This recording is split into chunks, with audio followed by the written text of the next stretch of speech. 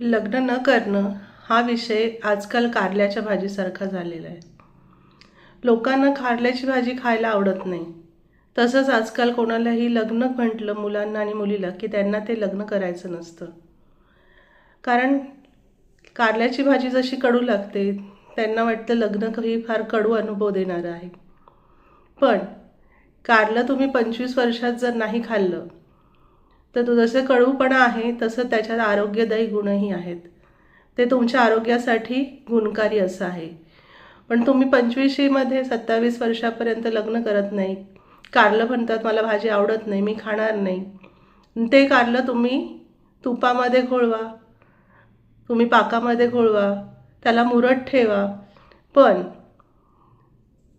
ते मुरायला तुम्ही वेळ घेता, मुरवायला त्याला ठेवून देता आणि तो विषय बाजूला करता. आणि असं करता करताच वयाची 25शी निघून जाते.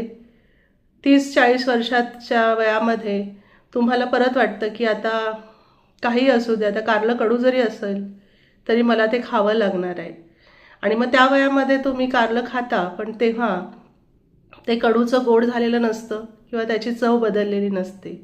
ते तसंच कडू लागणार आहे, पण ते आरोग्याला हानिकारक नव्हतं, ते आरोग्याला गुणकारीच होतं. आणि 25शीत तुम्ही जर ते आनंदाने खाल्लं असतं तर आत्तापर्यंत ते पचून तुम्हाला ते आरोग्यदायी त्याचे गुण आणि त्याचा अनुभव आला असता. पण आज 40शीमध्ये येऊन तुम्ही कारलं खात आहात आणि अगदी तोंड वाकडं आणि तोंडाचे जे काही एक्सप्रेशन कडू खाल्ल्यानंतर होणार आहेत ते आजही तेच तसेच होणार आहेत, ते काही चुकणार नाही आहेत.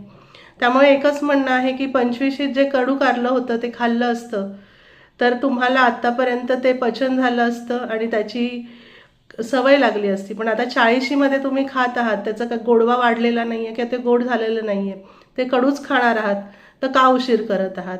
का तुम्ही 25शीमध्येच लग्न करण्याचा 30शीमध्येच लग्न करण्याचा निर्णय घेऊन लग्नासाठी योग्य जोडीदाराचं निवड का करत नाही? 40 वयापर्यंत तुम्ही त्या कडू कारल्याची वाट का बघत आहात की ते गोड होईल?